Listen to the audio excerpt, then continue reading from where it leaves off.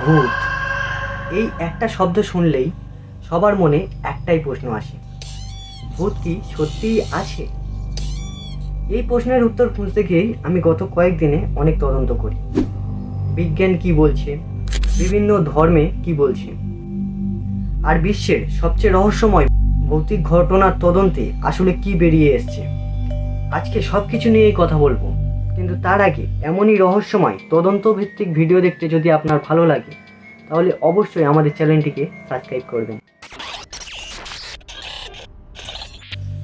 1977 সাল, ইংল্যান্ডের লন্ডন শহরে একটা সাধারণ পরিবারের সাথে এমন কিছু ঘটনা ঘটতে শুরু করে যা শুধু তাদের শহরেই নয়, পুরো বিশ্বের নজর কেড়ে নেয়।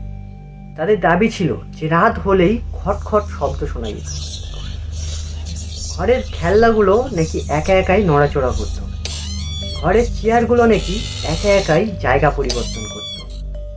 এমনকি তাদের একটি 11 বছরের মেয়েও দাবি করে যে অদৃশ্য কিছু তাকে বিছানা থেকে ভাসিয়ে তুলেছে। খবর ছড়িয়ে পড়তেই সেখানে পৌঁছে যায় পুলিশ, সাংবাদিক, এমনকি অপ্রাকৃত ঘটনা নিয়ে গবেষণা করা তদন্তকারীরাও। কিন্তু তারা কি সত্যিই ভূতের মুখোমুখি হয়েছিল, নাকি এর পিছনে লুকিয়েছিল সম্পূর্ণ ভিন্ন কোনো সত্য? আজকে শুধু আমরা এই একটা ঘটনাই নয়, আরও এমন বিখ্যাত কিছু ভৌতিক ঘটনা নিয়ে আলোচনা করব। বিজ্ঞান কি বলছে, বিভিন্ন ধর্মে কি বলা হচ্ছে, আর কেন আমার মনে হয় যে সত্যিই ভূত আছে, এই সব কিছু নিয়েই কথা বলবো। তাই ভিডিওটি শেষ পর্যন্ত অবশ্যই দেখবেন। তাহলে চলুন শুরু করা যাক।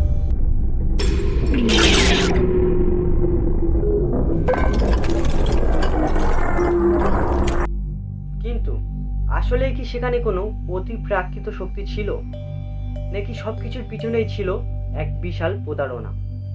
এই প্রশ্নের উত্তর খুঁজতেই আমাদের জানতে হবে সম্পূর্ণ ঘটনাটি। 1977 সালের 30শে আগস্ট, ইংল্যান্ডের উত্তর লন্ডনে ইনফিল্ড এলাকায় বাস করতেন পেগি হডসন এবং তার 4 সন্তান।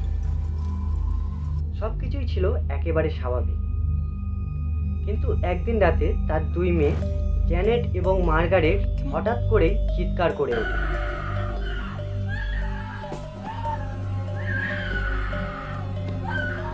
তারা বলে, মা, আমাদের বিছানাটা একা একাই নড়ছে। প্রথমে পেগি সেটা বিশ্বাস করেনি, তিনি ভেবেছিলেন হয়তো বাচ্চারা দুষ্টুমি করছে। কিন্তু তার কিছুক্ষণ পরে তিনি ঘরের এক কোণ থেকে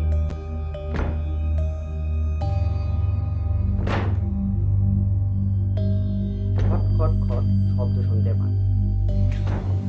তার দাবি ছিল ঘরের একটি চেয়ার নাকি একা একাই নিজের জায়গা পরিবর্তন করছে। তিনি ভয় পেয়ে প্রতিবেশীদের ডাকেন, তারাও এসে নাকি একটা অদ্ভুত খটখট শব্দ শুনতে পান। তারপর খবর দেওয়া হয় পুলিশে।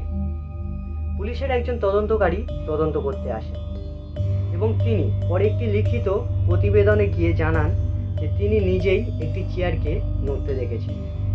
এই খবরটি সংবাদপত্রে প্রকাশ হওয়ার পরে ইলফিল্ডের সেই ছোট্ট বাড়িটি পুরো বিশ্বের আলোচনার কেন্দ্রবিন্দু হয়ে ওঠে। ঘটনাটি যত বেশি ছড়াতে লাগলো, মানুষ তত বেশি সেই বাড়িতে যেতে শুরু করলেন। সাংবাদিকরা দিনের পর দিন সেখানে থাকতে লাগলেন। অতি প্রাকৃত বিষয় নিয়ে তদন্ত করা তদন্তকারীরাও ঘরের প্রতিটি কোণা খুঁটিয়ে পরীক্ষা করতে শুরু করলেন। শুরুতে মনে হচ্ছিল হয়তো সত্যি এখানে এমন কিছু ঘটছে যার কোনো ব্যাখ্যা নেই। কিন্তু কিছুদিন পরে এমন কিছু তথ্য সামনে আসে যা দেখে অনেকেরই মনে হতে থাকে এটি কোনো ভৌতিক ঘটনা নয়। আসলে সেই 11 বছরের ছোট্ট মেয়েটিকে কিছু অদ্ভুত ঘটনা নিজেই ঘটানোর চেষ্টা করতে দেখা যায়। তাকে নিজের হাতেই চামচ বাঁকাতে দেখা যায় এবং কোথাও কোথাও তাকে অদ্ভুত শব্দ করার চেষ্টা করতেও দেখা যায়। এমনকি যে ছবিতে দাবি করা হয়েছিল যে তাকে ভাসিয়ে রাখা হয়েছে, বিশেষজ্ঞরা বিশ্লেষণ করে জানান আসলে সেই ছবিতে মেয়েটি বিছানা থেকে লাফ দিচ্ছিল। এখান থেকেই অনেক মানুষের ধারণা বদলে যেতে শুরু করে। তারা বলতে শুরু করে যে হয়তো পুরো ঘটনাটাই শিশুদের দুষ্টুমি, যা পরে মিডিয়া আরো বড় করে তুলেছে। কিন্তু এখানেই গল্প শেষ নয়, কারণ সেখানে থাকা কিছু তদন্তকারী পরে জানান যে সব ঘটনায় অভিনয় বলে উড়িয়ে দেওয়া ঠিক নয়, কারণ তাদের মতে কিছু ঘটনার ব্যাখ্যা তারা নিজেরাও পায়নি। আর ঠিক এই কারণে ইনফিল্ড পোল্টারগাইস্ট আজও পৃথিবীর সবচেয়ে বিতর্কিত ভৌতিক ঘটনাগুলোর একটি। তাহলে প্রশ্ন হলো, যদি সত্যিই ভূত না থাকে, তাহলে পৃথিবীর এত মানুষ কেন এত অদ্ভুত অভিজ্ঞতার কথা বলেন? এই প্রশ্নের উত্তর খুঁজতেই আমাদের যেতে হবে বিজ্ঞানের কাছে।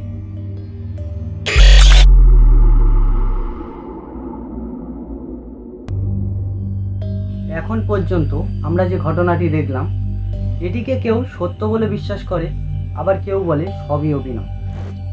কিন্তু প্রশ্ন হলো, বিজ্ঞান কি বলে এই বিষয়ে? আজ পর্যন্ত বিশ্বের কোনো গবেষণাগারেই এমন কোনো নির্ভরযোগ্য প্রমাণ পাওয়া যায়নি যা সত্যি করেই বলতে পারে যে ভূত আছে। কিন্তু বিজ্ঞানে এমন কিছু ঘটনার কথা বলা হয়েছে যার কারণে একটি মানুষের সত্যিই মনে হতে পারে যে তার সাথে কিছু অপ্রাকৃত ঘটনা ঘটছে। যেমন স্লিপ প্যারাডাইস। ধরুন আপনি ঘুম থেকে উঠেছেন, আপনার চোখ খোলা, আপনি চারপাশে সব দেখতে পাচ্ছেন, কিন্তু আপনার শরীরের কোনো অংশই আপনি নাড়াতে পারছেন না। ঠিক এই সময়েই অনেক মানুষের মনে হতে পারে যে ঘরে অন্য কারোর উপস্থিতি রয়েছে। অনেকের মনে হতে পারে যে বুকের উপরে কেউ বসে রয়েছে। আবার কেউ ঘরের কোনো কোণে কালো ছায়াও দেখতে পারে। শুনতে ভৌতিক লাগলেও বিজ্ঞান কিন্তু এটাকে একটি ঘুমজনিত স্বাভাবিক অবস্থা বলেই জানায়, যার নাম স্লিপ প্যারাডাইস। এমন আরও অনেক কারণই আছে। ধরুন আরেকটা, প্যারাডোলিয়া। এটি আমাদের মস্তিষ্কের এমন একটা প্রবণতা যেখানে আমাদের মস্তিষ্ক এলোমেলো কোনো কিছুতে পরিচিত মুখ বা আকৃতি খোঁজার চেষ্টা করে। যেমন অন্ধকারে ঝুলতে থাকা একটি কাপড়, গাছের ছায়া বা জানালার পাশে দাঁড়িয়ে থাকা কোনো বস্তু। দূর থেকে সেটিকে কোনো মানুষ বলে মনে হলেও কাছে গেলে কিছুই থাকে না। আসলে এটি আমাদের মস্তিষ্কের একটি ভুল ব্যাখ্যা মাত্র। তাহলে প্রশ্ন হলো, সব কিছুই কি বিজ্ঞান দিয়ে ব্যাখ্যা দেওয়া সম্ভব? সত্য হলো না, এমন কিছু ঘটনা ঘটে যার বিজ্ঞান কোনো ব্যাখ্যা দিতে পারে না। কারণ পৃথিবীর সব বড় ধর্মেই প্রায় অতি প্রাকৃত কোনো সত্তার উল্লেখ রয়েছে। যেমন ইসলাম ধর্মে মানুষের পাশাপাশি জিনের সৃষ্টির কথাও বলা হয়েছে। মানুষ খালি চোখে জিনদের দেখতে পায় না, কিন্তু তাদের মধ্যেও ভালো খারাপ দুই ধরনেরই সত্তাই রয়েছে। কিন্তু ইসলাম এটাকে স্বীকার করে না যে মানুষ মারা যাওয়ার পরে তারা ভূত হয়ে যায়।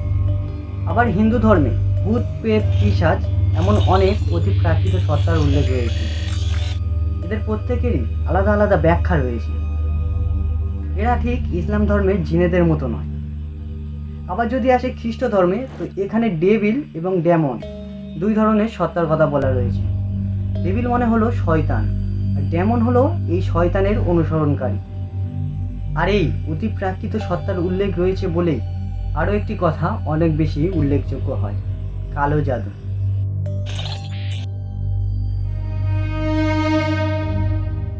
কালো জাদু, যেটি নিয়ে পৃথিবীর সব দেশেই প্রায় কোনো না কোনো গল্প শোনা যায়।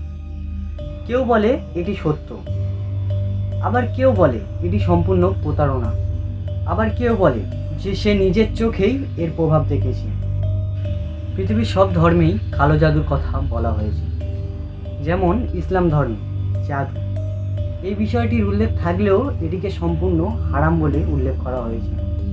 আবার হিন্দু ধর্মেও তন্ত্রমন্ত্র, কালো জাদু উল্লেখ রয়েছে। খ্রিস্টান ধর্মেও কালো জাদু বা অপ্রাকৃত শক্তির উল্লেখ রয়েছে। এসব করলে দেখা যায় সব ধর্মেই প্রায় কালো জাদুর উল্লেখ রয়েছে। কিন্তু বিজ্ঞান কি বলে? আজ পর্যন্ত এমন কোনো বৈজ্ঞানিক নির্ভরযোগ্য প্রমাণ পাওয়া যায়নি যার কারণে মনে হতে পারে যে কালো জাদু সত্য। অনেক ক্ষেত্রেই মানসিক চাপ, কিছু কাকতালীয় ঘটনা এবং প্রতারণার শিকার হয়েই মানুষ বিশ্বাস করতে শুরু করে যে কালো জাদু সত্যিই আছে। তবে এর মানে এই নয় যে আমরা সব উত্তরই পেয়ে গেছি, বরং এমন অনেক প্রশ্নই আছে যার উত্তর মানুষের কাছে নেই। এখন পর্যন্ত আমরা দেখলাম বিজ্ঞান কি বলছে, বিভিন্ন ধর্মে কি বলছে, আর বিশ্বের কিছু ভৌতিক ঘটনার তদন্তে আসলে কি বেরিয়ে এসছে। আমার ব্যক্তিগত মতামত হলো যে মানুষ মারা যাওয়ার পরে ভূত হয়ে যায় ভূতকে আমি সেই হিসেবে বিশ্বাস করি না, কিন্তু আমি একজন ধর্মবিশ্বাসী মানুষ এবং আমার ধর্মে জিন শয়তানের উল্লেখ রয়েছে। তো আমি সেই হিসেবে বিশ্বাস করি যে অতি প্রাকৃত কোনো শক্তি রয়েছে। আপনিও যদি ধর্মে বিশ্বাস করেন তাহলে আপনিও বিশ্বাস করবেন যে অতি প্রাকৃত কিছু রয়েছে। আর যদি আপনি তাও বিশ্বাস না করেন তাহলে হয়তো বিজ্ঞানের ব্যাখ্যাগুলোই আপনার কাছে গ্রহণযোগ্য মনে হবে। আমার কাজ ছিল আপনাদের কাছে এগুলো তুলে ধরা। এখন বিচার আপনার হাতে।